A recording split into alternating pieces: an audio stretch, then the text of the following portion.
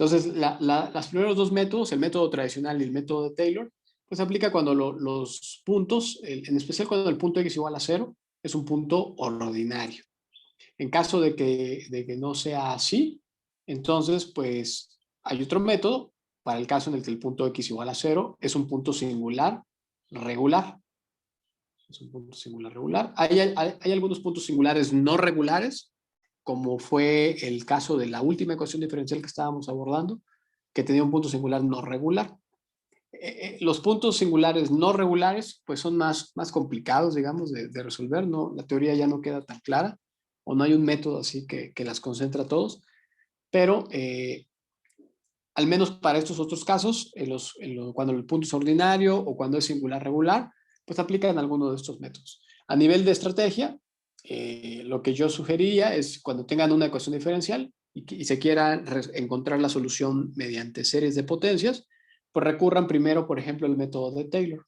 El método de Taylor revela el hecho de que si el punto es ordinario, el método de Taylor no tendrá complicación.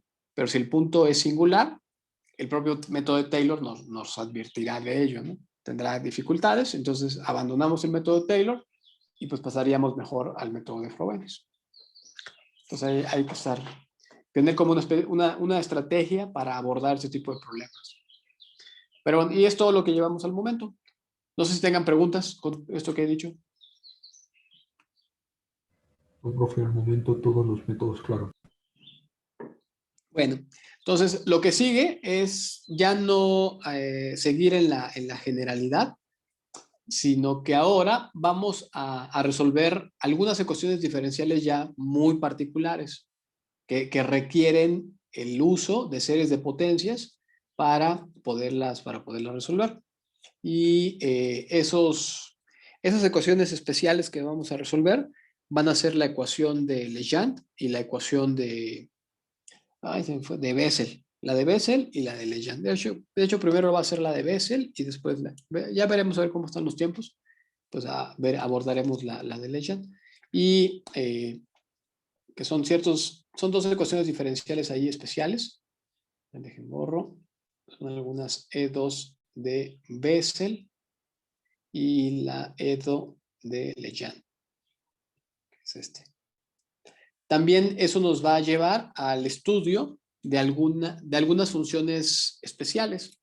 Ya cuando iniciamos el estudio de series de potencias, habíamos dicho que el problema para resolver una ecuación diferencial implícitamente era que obligaba a tener que calcular alguna primitiva de alguna función y que a veces esas primitivas no pueden reescribirse en términos de funciones elementales y que había que recurrir a funciones elementales. Entonces, la solución de estas dos ecuaciones, que son ecuaciones ahí más o menos básicas, nos obligará también a tener que aumentar el número de funciones que conocemos y estudiaremos a la función gamma. Primero, la función gamma aparecerá desvinculada de una ecuación diferencial. O sea, definiremos a la función gamma, veremos algunas propiedades y luego la usaremos para resolver algunas ecuaciones. También va a aparecer la función especial de Bessel, que va a ser otra función especial, la función de Bessel. En las funciones de Bessel hay de varios tipos. Bueno, ya lo iremos viendo en su momento, pero bueno, son las funciones especiales que vamos a estudiar.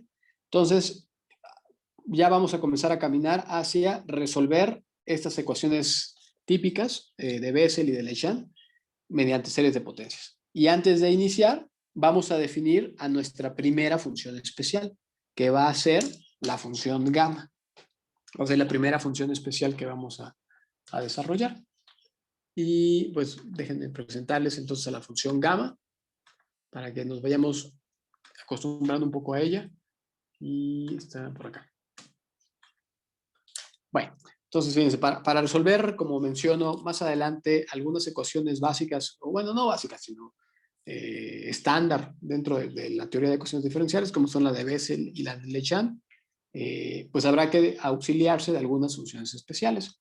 Y la primera función especial que vamos a estudiar va a ser la función gamma, que no sé si ya la han estudiado antes. Yo supongo que no. Creo que es la Probabilidad, profe, para las distribuciones, si acaso, pero en probabilidad, sí, porque en probabilidad hay una distribución gamma que se define más o menos parecido a la que está allí. No, no es exactamente igual así, a eso. ¿O sí? No sé. Pero bueno, también creo que en este semestre no todos han llevado probabilidad. Porque probabilidad de qué semestre es. Ya ni sé de qué semestre es. Es de quinto, profe. Ajá. Entonces, sospecho que por ahí no todos han visto probabilidad. Bueno, al menos no aquí en la escuela, ¿no? Probablemente en sus cursos de medio superior sí lo hicieron, aunque en los cursos de medio superior, los cursos de probabilidad, pues digamos, carece ahí de cierto rigor y de cierta parte, de cierta estructuración de la teoría. Pero bueno, ya no hablemos más de eso y mejor definamos a la función gamma. Entonces, fíjense, la función gamma va a ser una función que va a actuar del intervalo 0, infinito abierto, es decir, no incluye al cero dentro de su dominio, y actúa de ese intervalo, del cero infinito, hacia los números reales. Así de esa manera. Y está definido mediante una transformación integral o una forma integral, que es esta. Ahí está. Entonces se define a la función gamma como, bueno, la función gamma evaluada en el punto X. Esa función gamma es una función pues, como cualquier otra. Por ejemplo, la función X cuadrada, una parábola. La función de X cuadrada, si queremos, por ejemplo, evaluarla, ¿qué es lo que hacemos? Pues simplemente sustituimos y obtenemos allí un valor numérico. Bueno, entonces esta función gamma es una función pues, como cualquier otra, solo que está definida mediante una forma especial, ¿no? Mediante una parte allí integral. Y bueno, pues aquí está la definición. Es una integral impropia que va de 0 a infinito e incluye dos variables, una variable muda dentro del proceso de integración, que es la variable t, y la otra que es la variable x, que es el valor en el cual está siendo evaluado la función gamma. Bueno, entonces como función, vista así quizás no nos dice mucho, necesitamos averiguar un poco más de ella. ¿Qué nos gustaría conocer? Por ejemplo, en los cursos básicos de cálculo, según yo, se hace un catálogo de las funciones básicas. Incluso ese catálogo, de una manera, desde la secundaria se va formando, en el que dicen, pues, hay una función que es la función, o sea, las parábolas, las elipses, y de esas funciones, de ese catálogo de funciones básicas, ¿qué cosas van obteniendo? Por ejemplo, saben que las parábolas pues, tienen la gráfica de una parábola, conocen de alguna forma las gráficas de las funciones exponenciales y también conocen algunos elementos un poco teóricos, como por ejemplo el dominio. Saben que el dominio de una parábola, o bueno, no una parábola, sino una función cuadrática, son todos los números reales, y el dominio de una función exponencial, pues también. Entonces se fijan en el dominio, la imagen, y van aprendiendo varias propiedades de estas funciones básicas, su gráfica, su dominio, etcétera, ¿no? Bueno, ese mismo plan es el que vamos a seguir para nuestra función gamma, que nos la acaban de presentar. Aquí está la función gamma, definitivamente esta integral impropia. Lo primero que se debe decir es el dominio de la función gamma, que ya lo había dicho, pero lo repito, es el segmento que va de 0 a infinito. Como función se puede evaluar en algunos valores. Por ejemplo, si quisiera evaluar a la función gamma en x igual a 1, ¿qué es lo que obtendría? Bueno, pues simplemente pues la evalúo, es decir, sustituyo. En lugar de x, pues pongo 1 y al hacerlo me quedaría ¿cuánto? Y me quedaría 1 menos 1, 0, que es t a la 0. T a la 0 se vuelve 1 y sobrevive nada más la función exponencial. Aquí está, ¿no? Y la integral de la función exponencial es menos e a la menos t. Allí lo hice un poco más rápido, el cálculo de la integral impropia, como que la evalué casi directamente, ¿no? Entonces la evaluamos en infinito y bueno, obtenemos aquí un valor.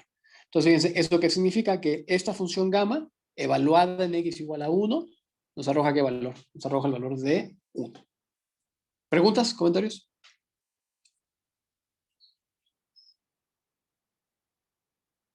no, profe. Ok, fíjense, entonces vamos a seguir un plan como en el de la secundaria. Me gustaría que que calculáramos los valores de la función gamma en algunos puntos, como tabularla. Por ejemplo, en 1, ya sabemos que es 1. Aquí están los cálculos. Me gustaría que ustedes calcularan el valor de la función gamma en x igual a 2. ¿Podrán hacerlo? Sí, profe. Sí, profe. Ok. A ver, vamos a ver.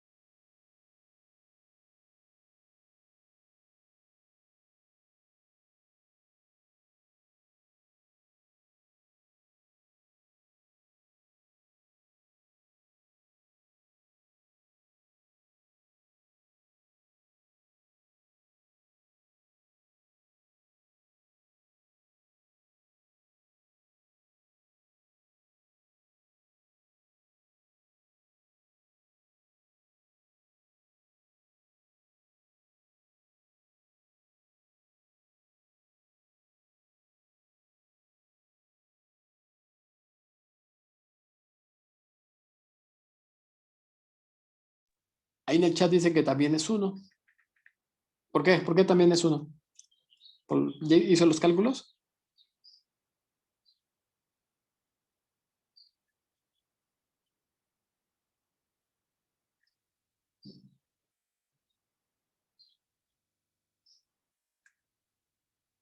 Dice que sí.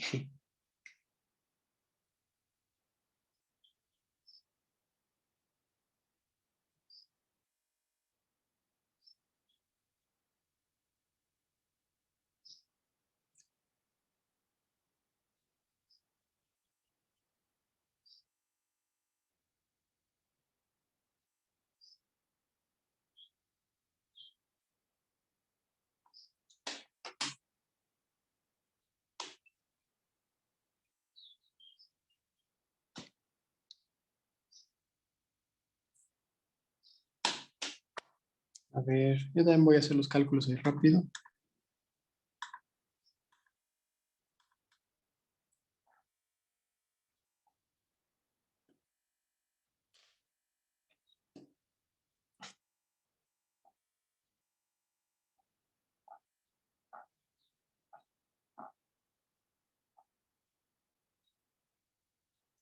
¿Obtuvieron 1 todos los demás? Sí, profe. Ok. T a la x menos 1 por e a la menos t en dt, ¿no? Bueno, entonces quiero evaluar a la función gamma en x, ¿qué dijimos? 2, ¿verdad? Sería la integral de 0 a infinito, de t a la 1, bueno, ahí no se pone el 1, e a la menos t en dt. Y esa integral se calcula de qué forma, por partes, ¿no? Sería t por menos e a la menos t. Ya la voy a hacer rápido, haciendo la integración por partes. Este es u, este es de b. Sería menos la integral de este otro factor. Sería menos la integral de menos e a la menos t. Pero ese término se vuelve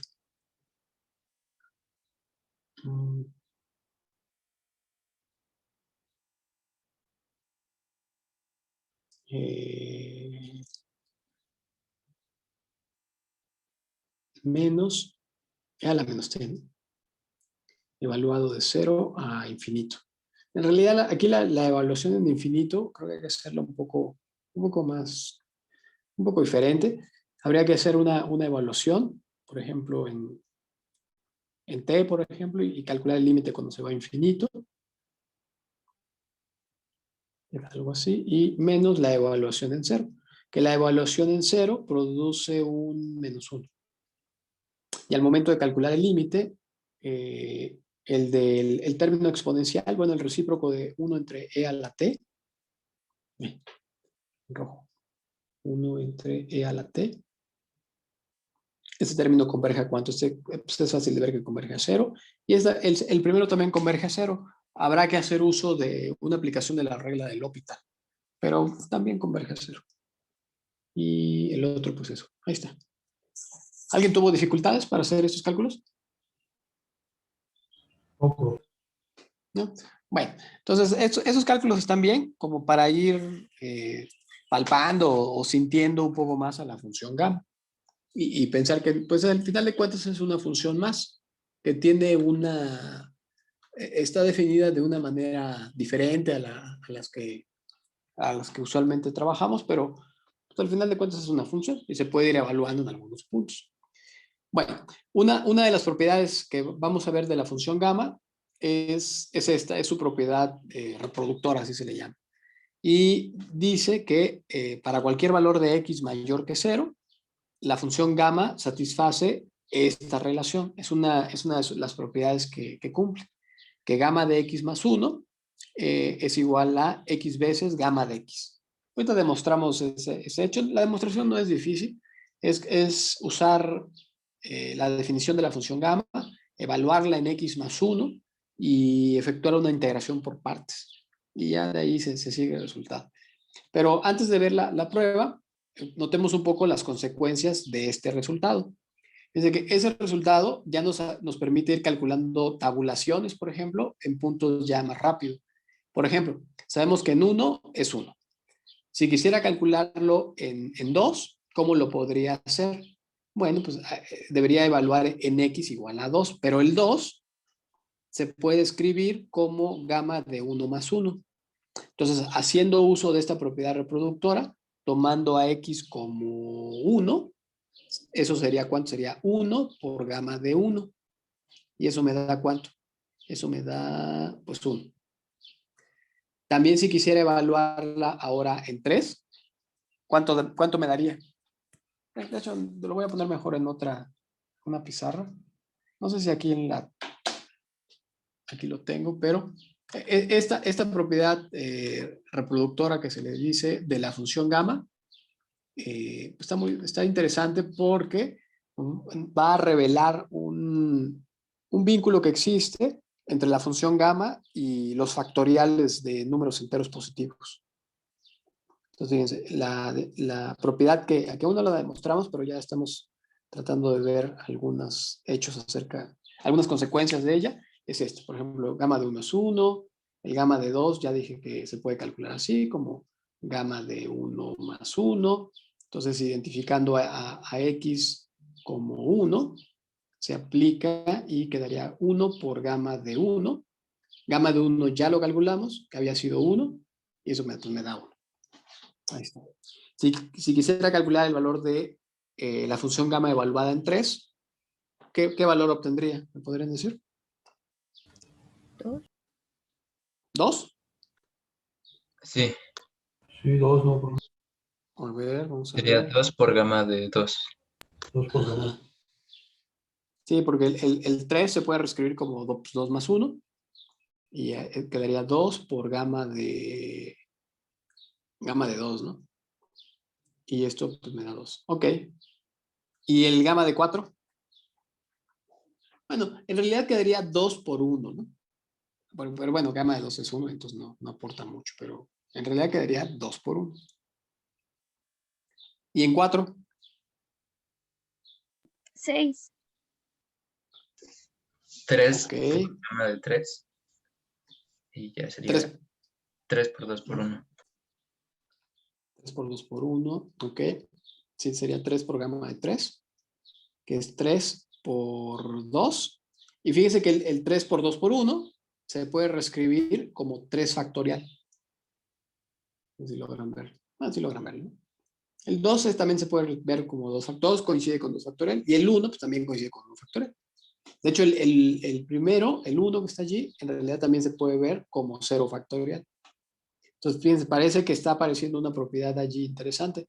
El gamma de 5 sería ¿cuánto? Sería 5 por gamma de 4 más 1, que es 4 por gamma de 4, utilizando la propiedad. Y eso quedaría 4 por 3 factorial. Y espero que para todos sea claro que 4 por 3 factorial se vuelve ¿cuánto? 4 factorial. Entonces, ¿cuál sería la conjetura? La función gamma evaluada en n, donde n es un entero positivo, sería ¿cuánto? n menos 1 factorial. N menos 1 factorial, exacto. Sí, sí. Y sí, sí es cierto. De hecho, se puede demostrar por inducción. Bueno, habría que asumir ya como válida la propiedad, o sea, pensamos que esto ya está hecha. Y la última de las afirmaciones, esta, se puede demostrar usando inducción, apoyándose de la propiedad reproductiva. Entonces, fíjense que está interesante porque la función gamma tiene una forma muy particular, pues tiene como dije, un vínculo ahí muy estrecho con los factoriales, porque el gamma de n se vuelve n menos 1 factorial. Es decir, la función gamma reconstruye a los factoriales de números. De una forma muy rara, ¿no? Porque es la integral de no sé quién con no sé cuál. Pero lo hace así. De hecho, a veces cuando se piensa en la generalización de un número factorial, se adopta como generalización a la función gamma. Es decir, a veces nos gustaría tener, por ejemplo, decir, me gustaría poder calcular un medio factorial, por ejemplo. Y alguien me dice, no, aguarde. El 1 medio factorial no se puede porque un medio no es un número entero. Y los factoriales se definen solamente en términos de números enteros. Bueno, gracias a esta relación, esta que acabamos de encontrar, de alguna forma se piensa que la función gamma pues generaliza el concepto de número factorial, porque ya podría calcularse, por ejemplo, el gamma de un medio. El gamma de un medio no tiene ningún conflicto. O sea, ya no importa que sea pues entero o que sea lo que sea, ¿no? Claro que la integral que aparece pues, es complicada, pero bueno, eso es otra cosa. En principio, sí podríamos intentar hacer los cálculos, ¿no? Quedaría definido de esta forma. Ya no es tan simple hacer el cálculo de esa integral, debido a que la potencia del t no es un número entero positivo, entonces ya la aplicación de integración por partes no va a funcionar. Entonces ya hay que hacer otros malabares. Pero al final de cuentas, se puede definir, por ejemplo, gamma de un medio, ¿no? Cosa que con los factoriales no se puede hacer, ¿no? Esto no es posible. Pero bueno, entonces ya vimos ahí una primer monería de la función gamma. ¿Preguntas, comentarios?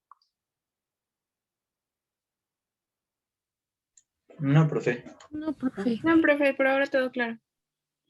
Ok. Bueno, entonces voy a quitar esto y pongo esto.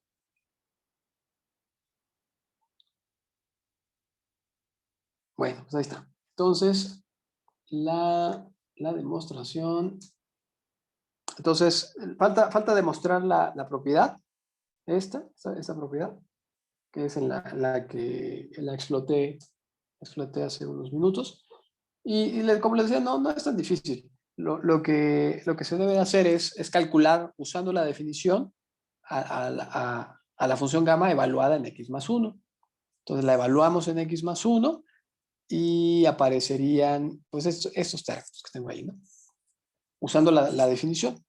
Allí el 1 con el menos 1 pues, se elimina, quedarían esos dos factores y se hace una integración por partes. Se elige a u como tx, okay. Al du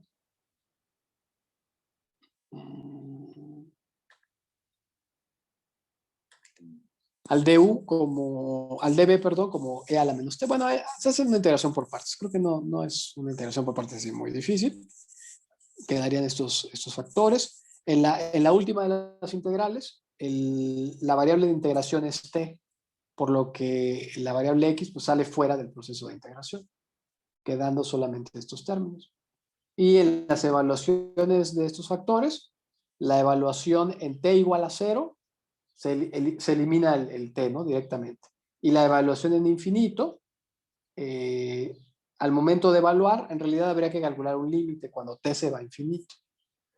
Y se puede mostrar que ese límite, para una X finita, positiva, ese límite va a converger a cero. Se puede hacer de esa manera. No es tan inmediato, hay que hacer algunos cálculos ahí finos, pero en principio se puede demostrar.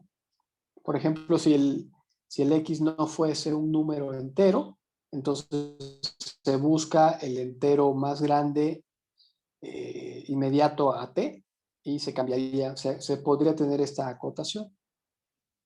Y el límite de este término, usando la regla del L'Hopital, n veces, se puede demostrar que va a converger a cero.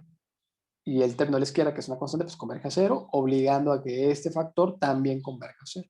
Entonces hay que hacer algunos detalles, ¿no? Pero se puede demostrar mediante las ideas que acabo de decir, que el límite de ese factor va a ser igual a cero. Entonces, los únicos factores que sobreviven al momento de hacer la evaluación de la función gamma en x más 1 serían estos términos. Y ya eso muestra la propiedad. Bueno, ¿preguntas, comentarios con la función gamma? ¿Solita? No, profe. ¿No? Bueno, entonces, se pueden hacer algunos malabares. Allí el libro, nuestro libro de texto, hasta donde recuerdo, trae una sección que le llama función gamma. Y allí demuestra estas monerías y algunas otras.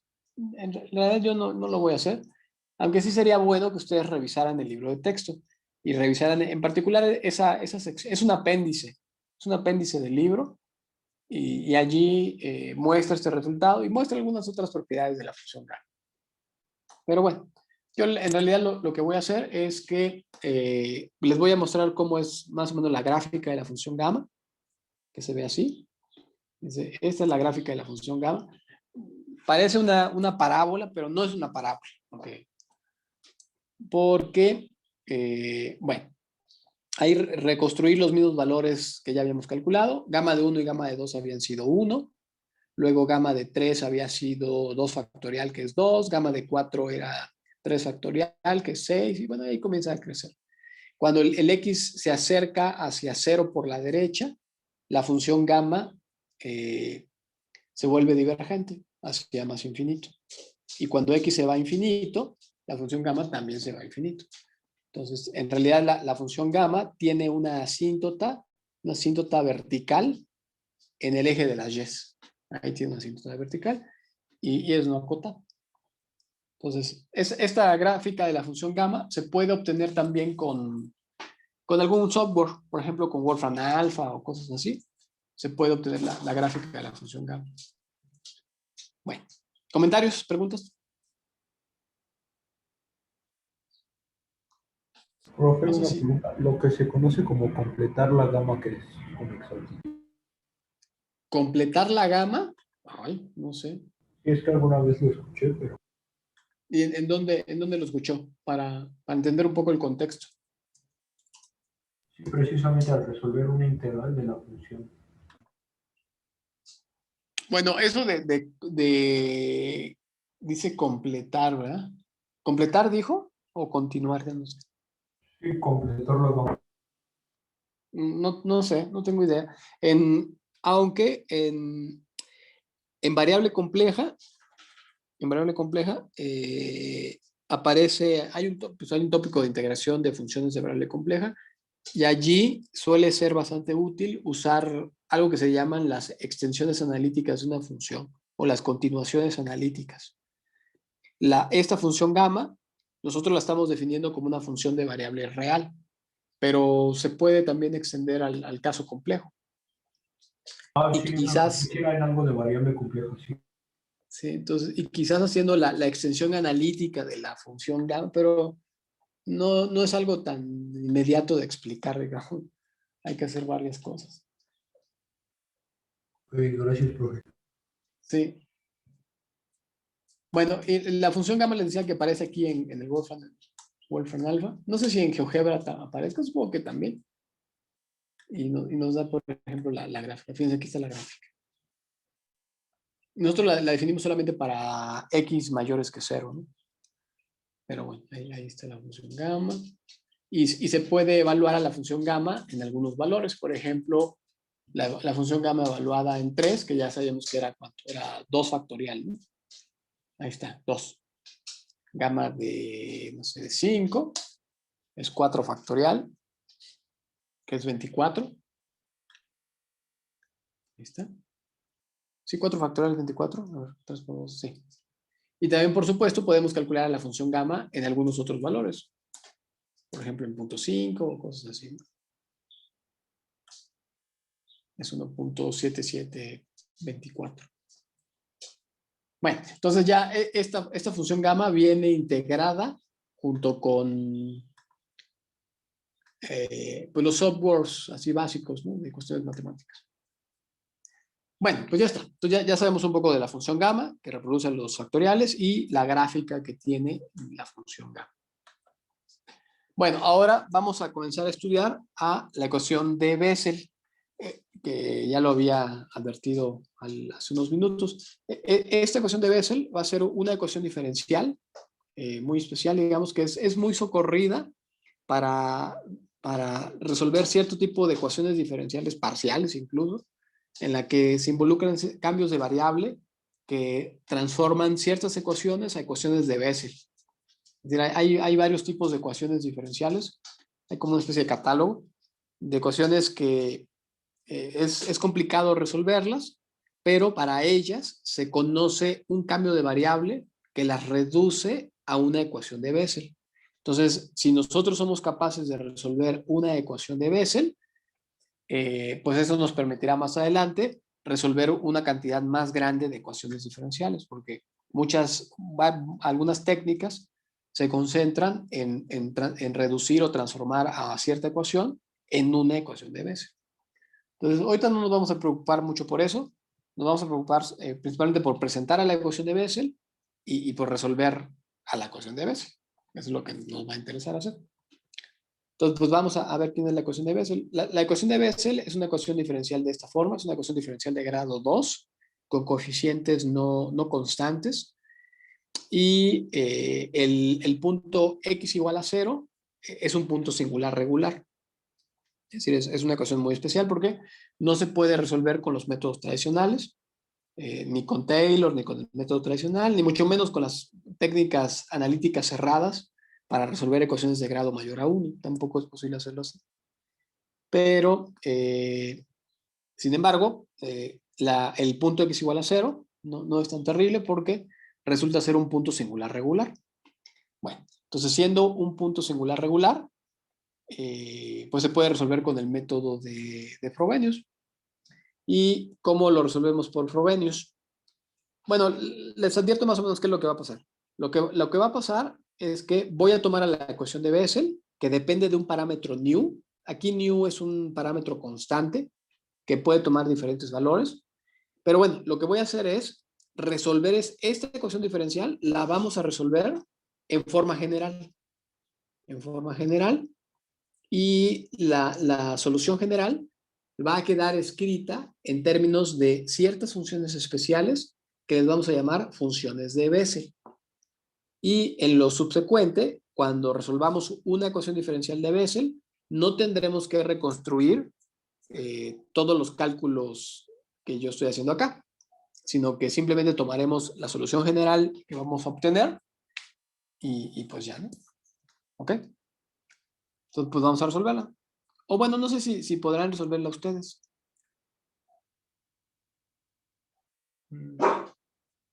Como ven, podrán intentar resolver esta ecuación de Bessel usando el método de Frobenius. Sí, profe. A ver, les doy algunos minutos, ¿no? Para que...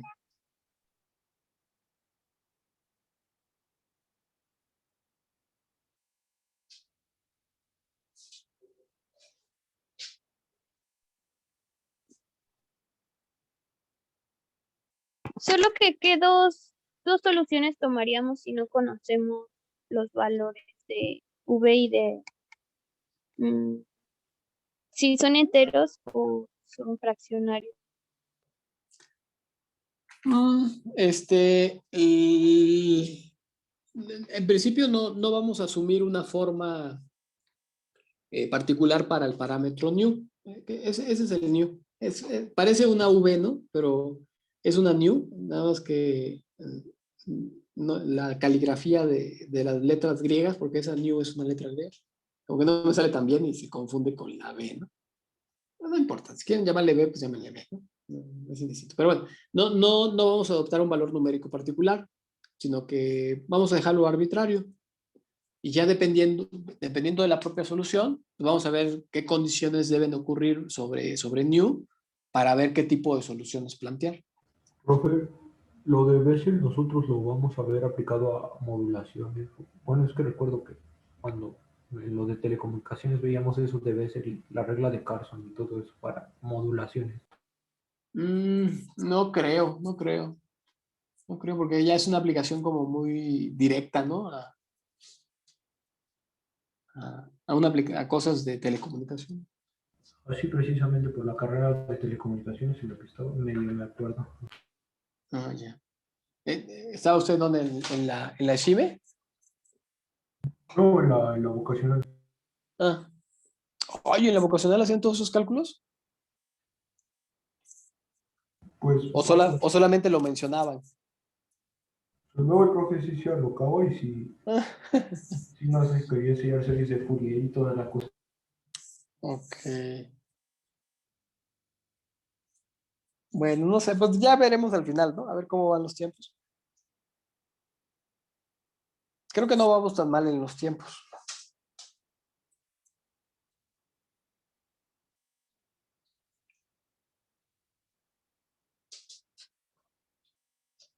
Cuando digo los tiempos me refiero a los tiempos del curso, ¿no? Que ya casi terminan, ¿no?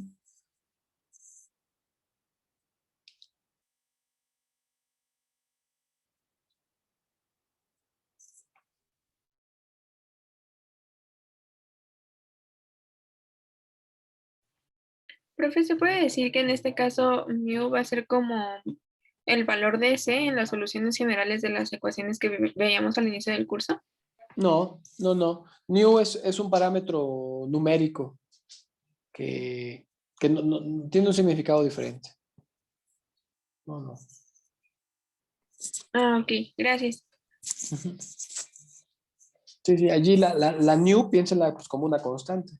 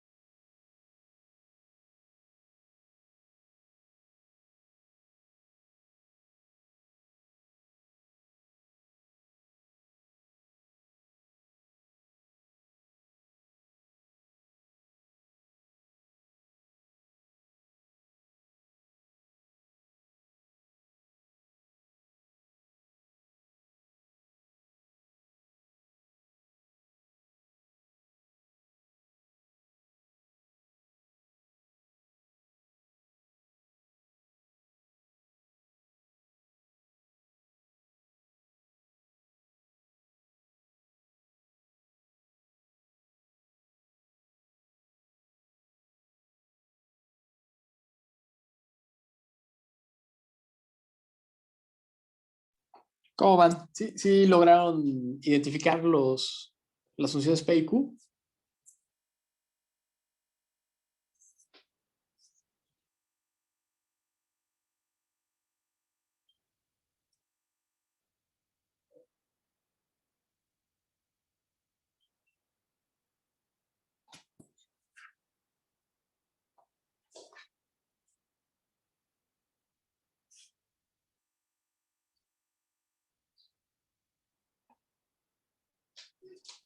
P es 1, ¿no? Creo que son las que están ahí ya. Ujú. Sí, sí. ¿Y obtuvieron esta ecuación inicial?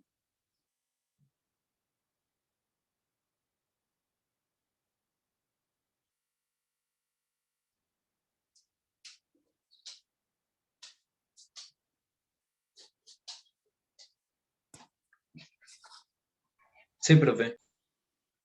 Ok.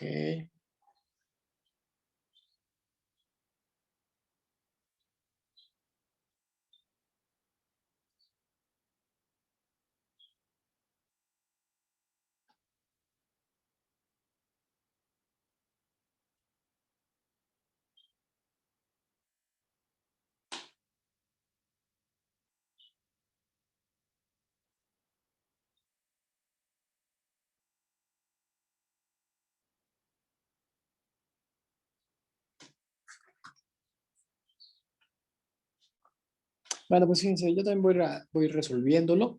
En realidad, creo que la parte que sí se puede hacer, más o menos fácil, es justamente esto, ¿no?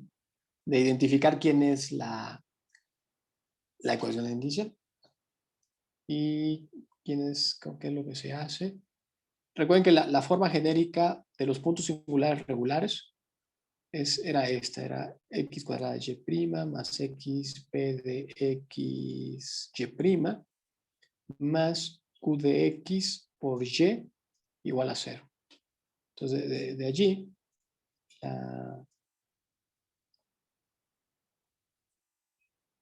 la q, pues es todo este factor, y el parámetro p, o la función p, que estaría por acá, es la función constante 1. Entonces, se hace esa identificación. Las evaluaciones de las funciones p y q en 0 son 1 y menos nu cuadrada. Y con esa información se obtiene ya la forma explícita de la ecuación inicial. Entonces, aparece esta ecuación inicial. Y las raíces de la ecuación inicial son muy fáciles de obtener. Son más menos nu. ¿Alguien tuvo dificultades para hacer esa parte?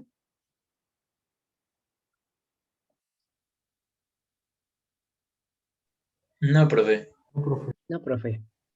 Ok. Bueno.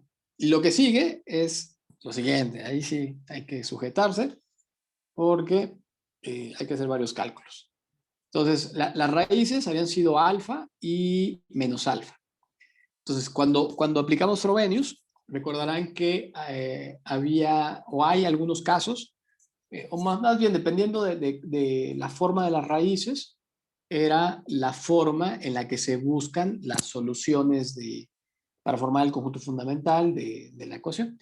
Y había un caso en el que las raíces son diferentes y la diferencia no era un número entero. En este caso, la diferencia de las raíces de la ecuación inicial, que es alfa menos menos alfa, se vuelve 2 veces alfa. Entonces, hay un caso, el caso más simple es cuando 2 veces alfa no es un número entero. De hecho, ahí creo que está mal escrito, creo que debería estar escrito en términos de nu, ¿no? Era que nu menos menos nu, que se vuelve 2 nu, no sea un número entero.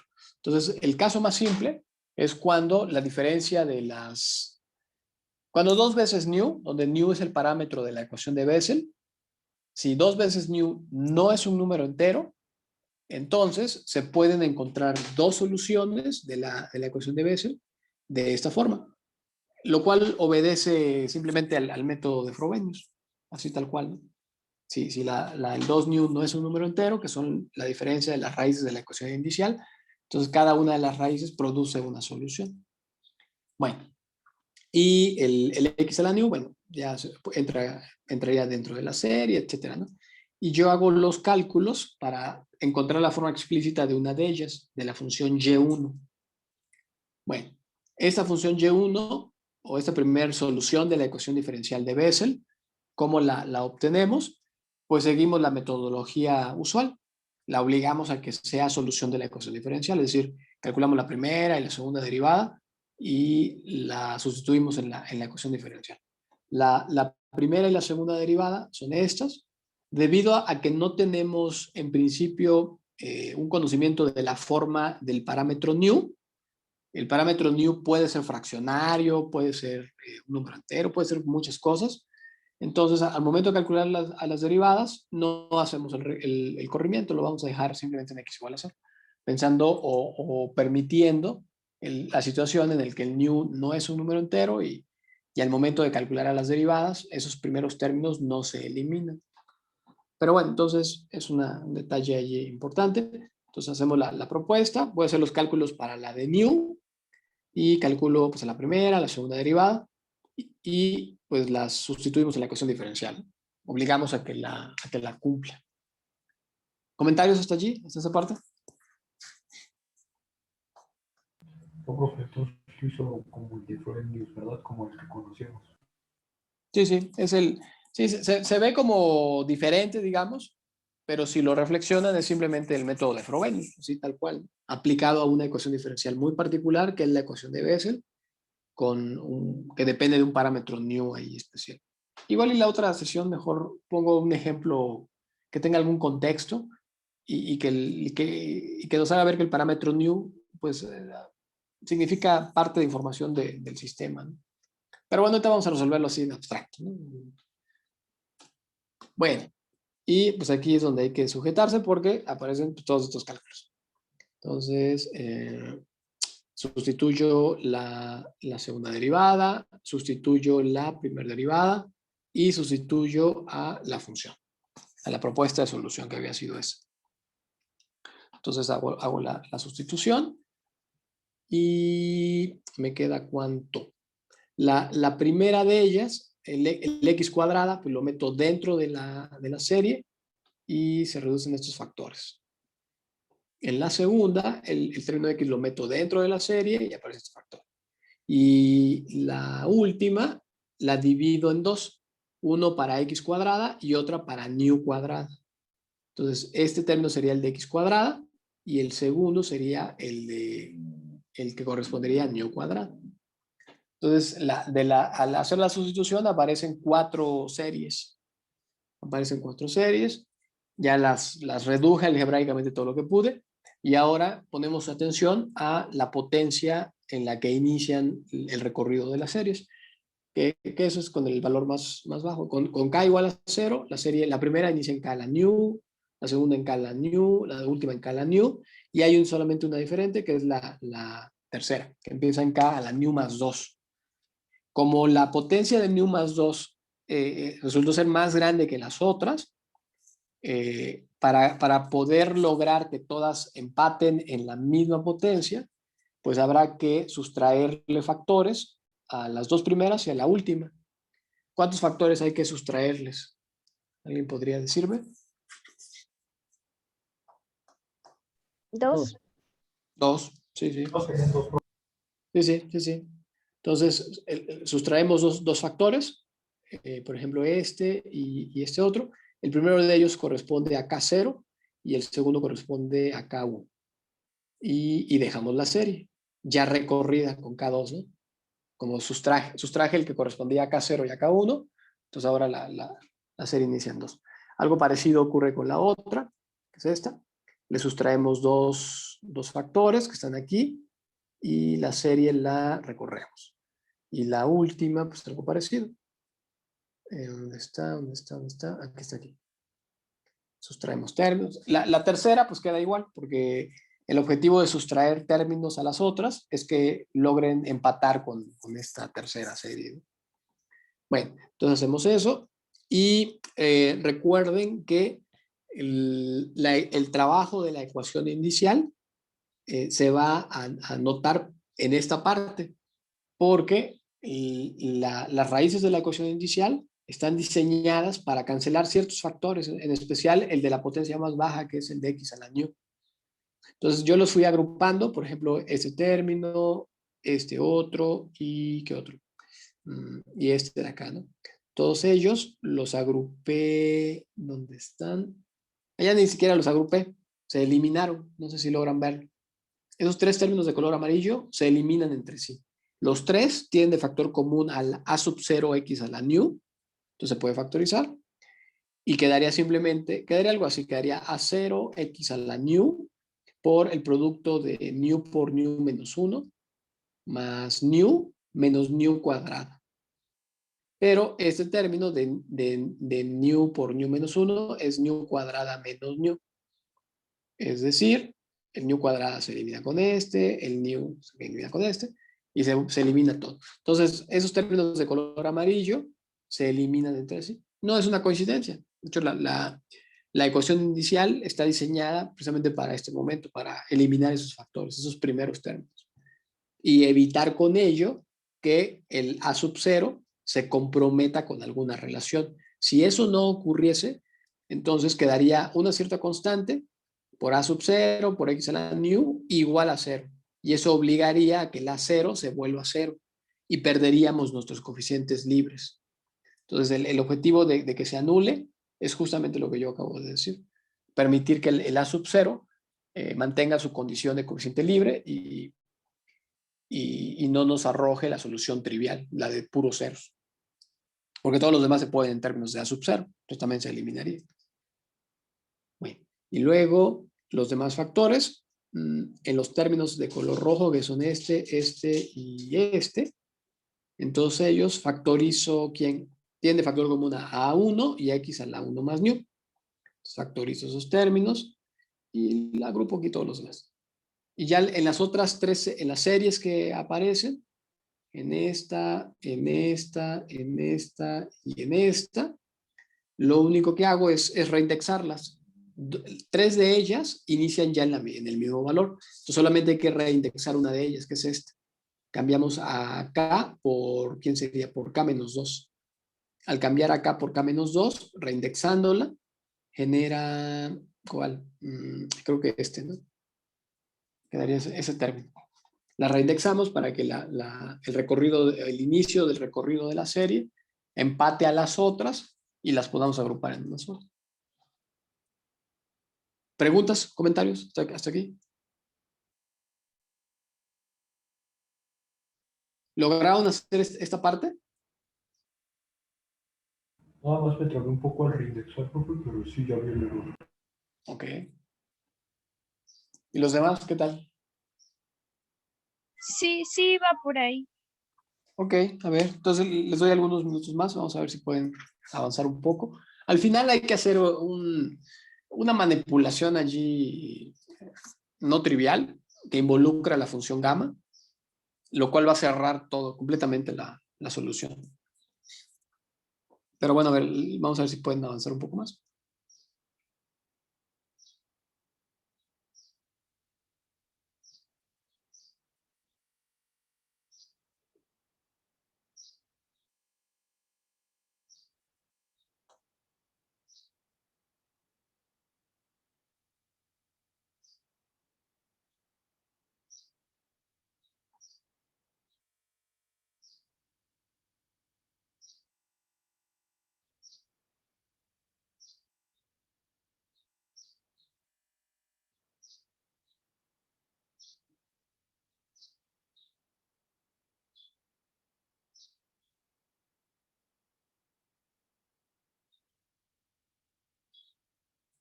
A ver, denme unos minutos, regreso unos minutos.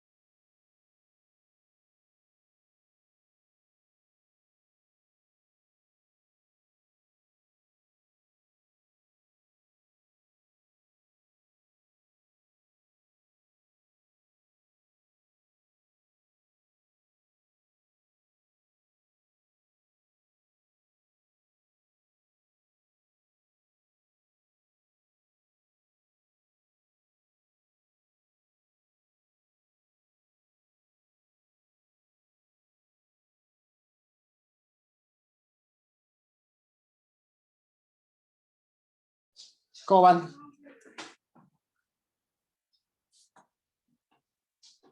Pues aquí están mis cálculos, fíjense. Ya reduciendo todo el coeficiente del primero, queda así. Y agrupando todo en una sola serie, aparece esto.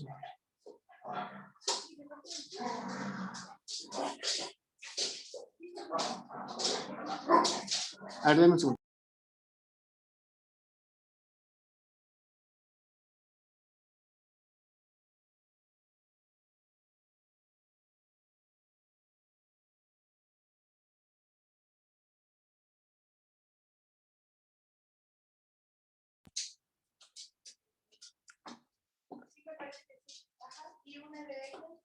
¿Lograron obtener esta reducción?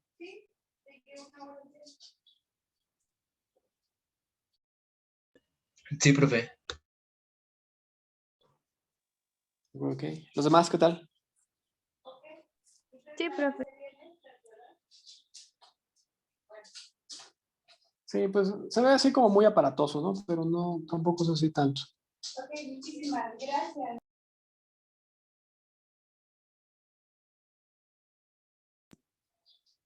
Bueno, entonces...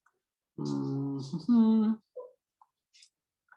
ya de toda esa relación, el primer coeficiente que es este, pues igual es 0, ¿no? Y estos otros se vuelven 0, que es la ecuación de recurrencias que estábamos buscando. Entonces se pone el coeficiente del subíndice más grande en términos de los anteriores, queda algo así. Y lo que seguiría es ya solamente darle los valores acá, ¿no? Que son 2, 3, 4, etcétera, ¿no?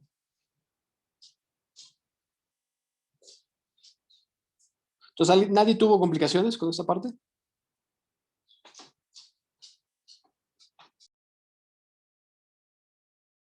No, profe. Nada más por Ok. los términos como que usted, como dice usted, sí se ve un poco. Llega a confundir, pero no. Hasta eso sí está fácil. Sí, sí, llega como a confundir, ¿no? Porque hay que hacer como muchas manipulaciones ahí algebraicas. Pero tampoco es tan complicado. Bueno, entonces lo que seguiría es pues, darle valores a la K. Aquí están mis valores de K.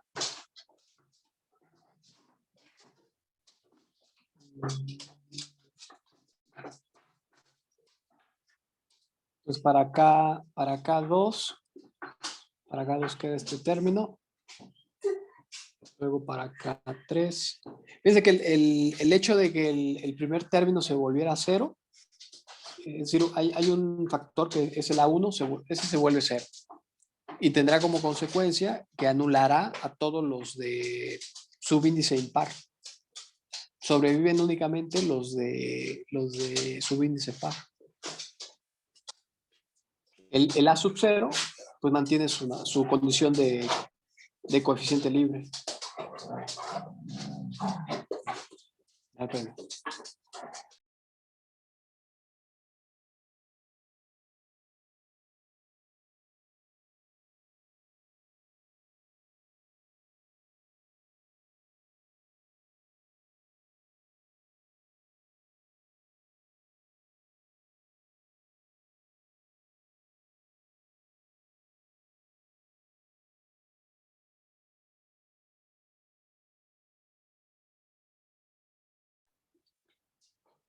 Bueno, entonces van apareciendo todas estas relaciones.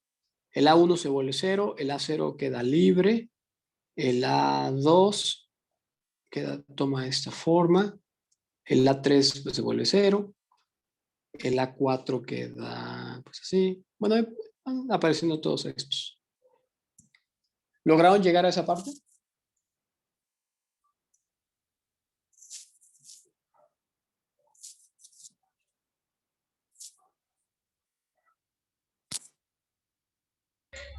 Sí, profe. Bueno, apenas iba empezando con las sustituciones, pero sí, van coincidiendo los resultados. Ok.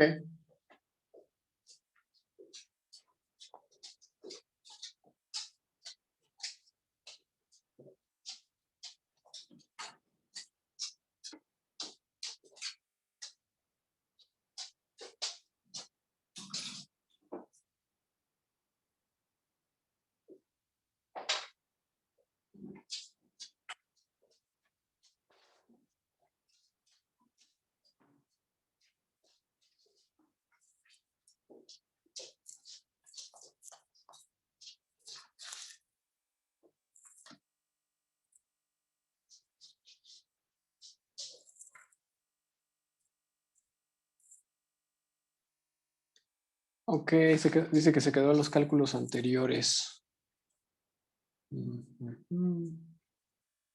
Son estos, ¿no?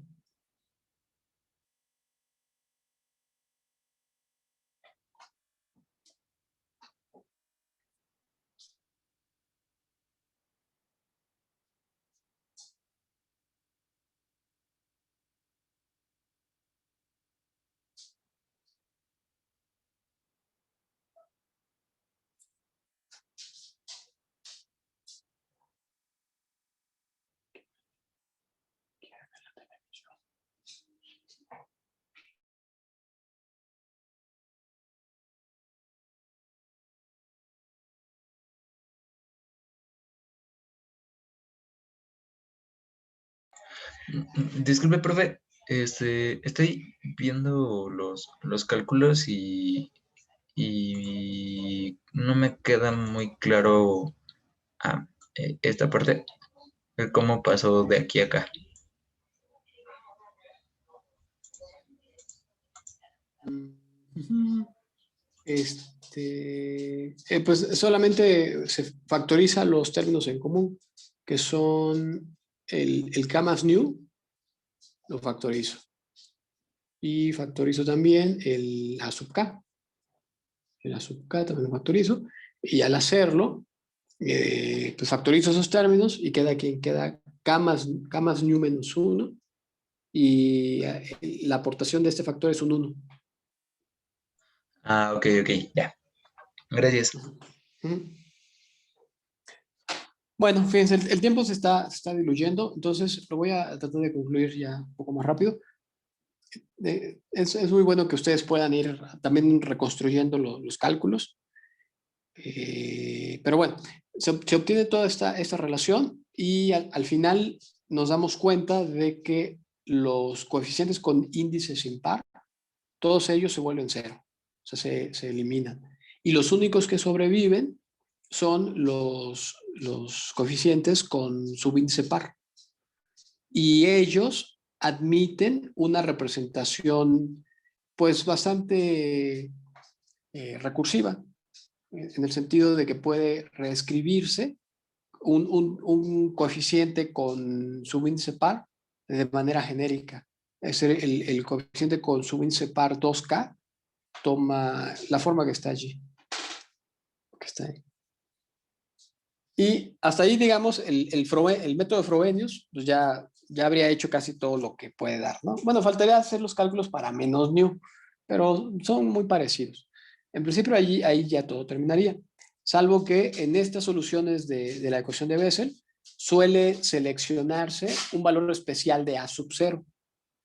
Y eso lo hago aquí a continuación. Fíjense, suele seleccionarse el A sub 0, que en principio es un coeficiente libre, pero si se toma un valor particular de esa forma, la forma genérica de la solución va a tomar una forma analítica cerrada pues bastante buena.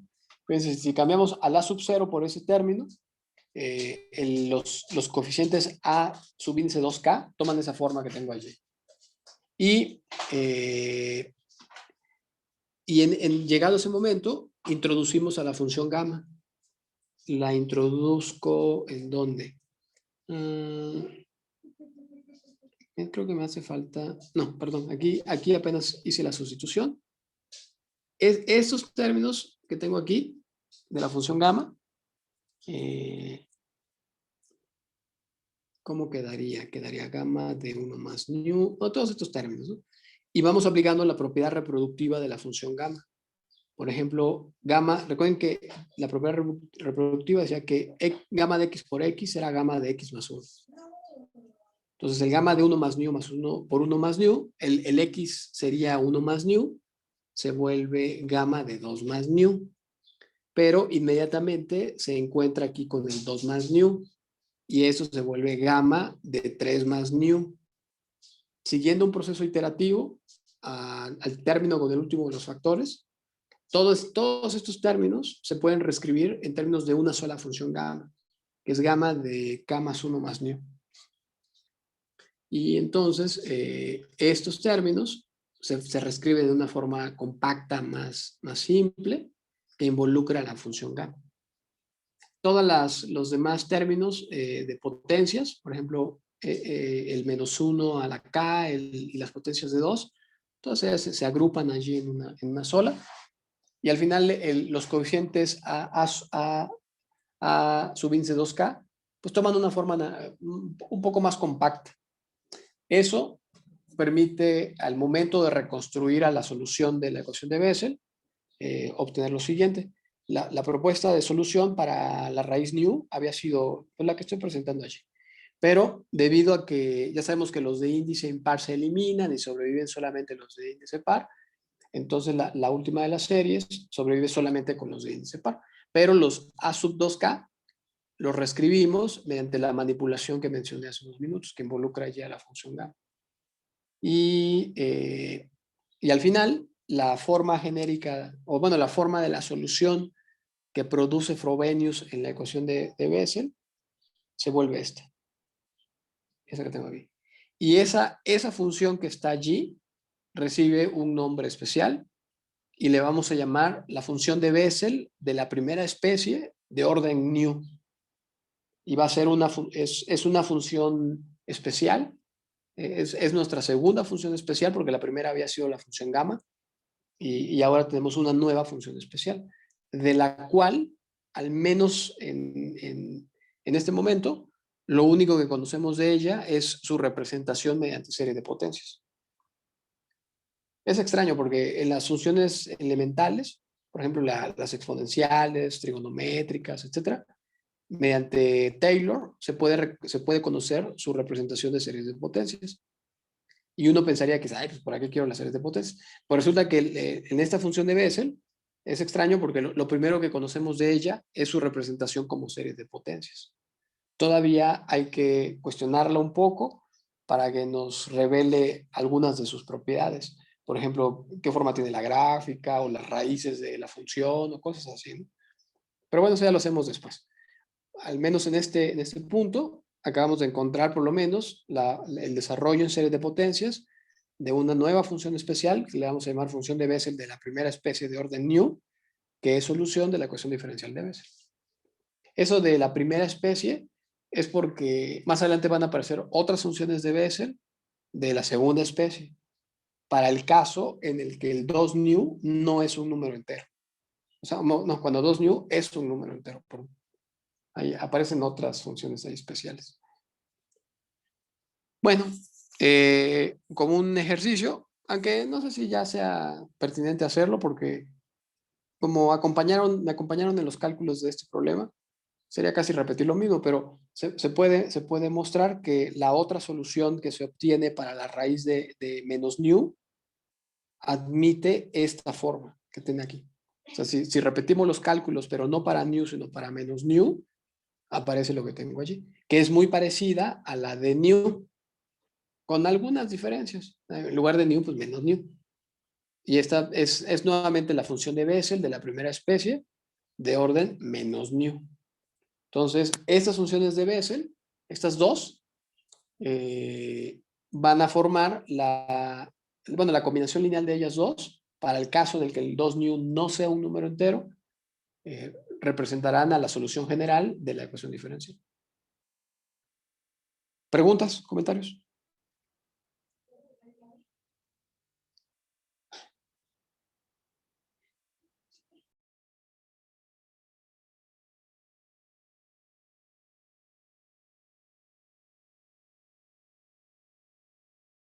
Bueno, dicen que suena como muy complejo, pero no, van a ver que de hecho lo más fácil está por venir, porque en lo subsecuente tomaremos una ecuación diferencial y al reconocerla como ecuación de Bessel, ya no tendremos que transitar por todos estos cálculos. Ya si el parámetro 2 new no es un número entero, inmediatamente reconstruiremos la solución general de esta forma. De hecho, van a ver que es súper rápido, o sea, no. Lo que nos hace falta todavía es explorar un poco las propiedades de la función de Bessel, eso sí, porque visto así es un símbolo ahí raro, ¿no? Que no nos da información. Bueno, pues vamos a ir terminando porque el tiempo ya se agotó. Entonces, no sé si tengan algún comentario para quieran expresar. No, profesor, de momento no. Ok,